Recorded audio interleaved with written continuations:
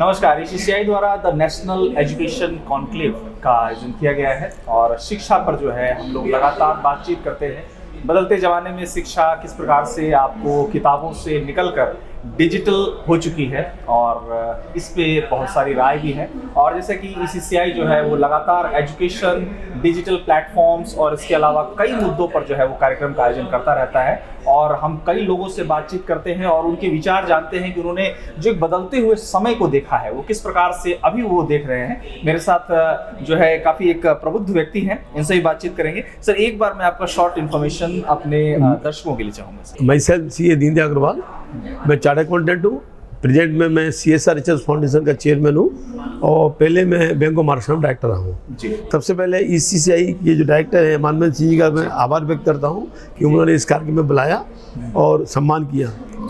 जो आपने कहा है डिजिटलाइजेशन की बात कही है आपने, नो डाउट शिक्षा में डिजिटलाइजेशन बहुत ज़रूरी है, लेकिन साथ साथ हमें ये भी देखना पड़ेगा कि जो मोबाइल का यूज बच्चे आजकल बहुत ज़्यादा कर रहे हैं वो कहीं ना कहीं ऐसा नहीं हो अवसाद बन जाए।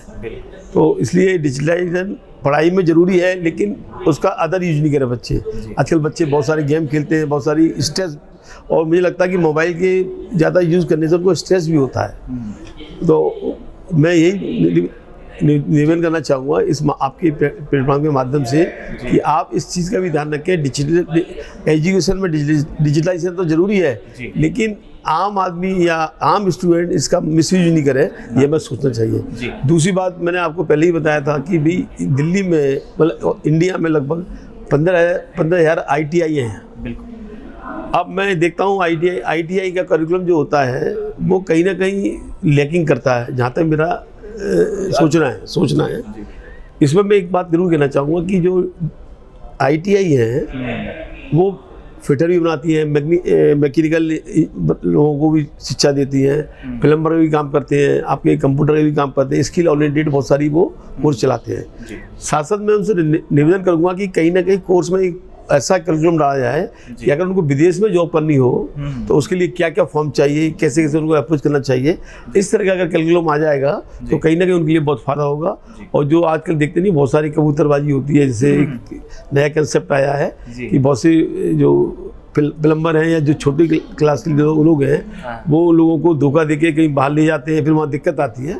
तो कहीं ना कहीं वो शुरू में ही उनको पढ़ा दिया जाए। ज्ञान कहते हैं ज्ञान आपको बहुत कुछ सिखा देता है, अज्ञानता आपको नरक में ढकेल सकती है, अंधकार को ढकेल सकती है। आप सीए हैं सर, एक मेरा पर्सनल सवाल आपसे सीए के लेकर है क्योंकि मैं लक्ष्मी नगर रहता भी हूँ, बहुत सारे स्टूडेंट्स मुझे मिलते हैं और मेरा मतलब कि बहुत सारे लोगों से मिलना होता है और ज़्यादातर स्टूडेंट्स काफ़ी मेहनत करते हैं। एक लंबा प्रोसेस है आपका, मतलब जो है एग्ज़ाम कई बार पेपर्स नहीं निकलते हैं, बच्चे बहुत मायूस भी हो जाते हैं, लेकिन मैंने उनमें एक सकारात्मकता देखी है कि वो लगे रहते हैं और सफलता उन्हें मिलती है। लंबा समय आपको एज ए CA काम करते हुए हो गया। मैं एक बार आपसे उनके लिए एक मैसेज चाहूँगा कि तैयारी तो वो कर रहे हैं, किस प्रकार से करें ताकि सफलता के चांसेस। वैसे भी बता दूं मैं आपको कि अब पहले हमारे समय जब मैं पास हुआ तो रिजल्ट कम आता था। आज 18% भी रिजल्ट आ रहा है, अभी भी कम आ रहा है।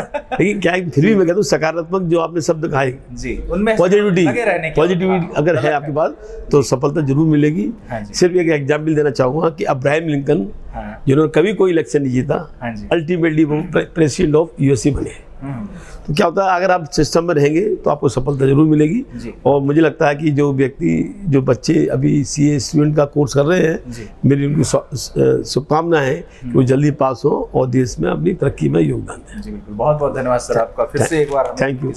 देश विदेश की ताज़ा तरीन खबरों से अपडेट रहने के लिए आप हमारे चैनल को ज़रूर सब्सक्राइब करें और साथ ही बेल आइकन को भी ज़रूर दबाएं ताकि सभी खबरों से आप और आपके जानने वाले रह सके अपडेट।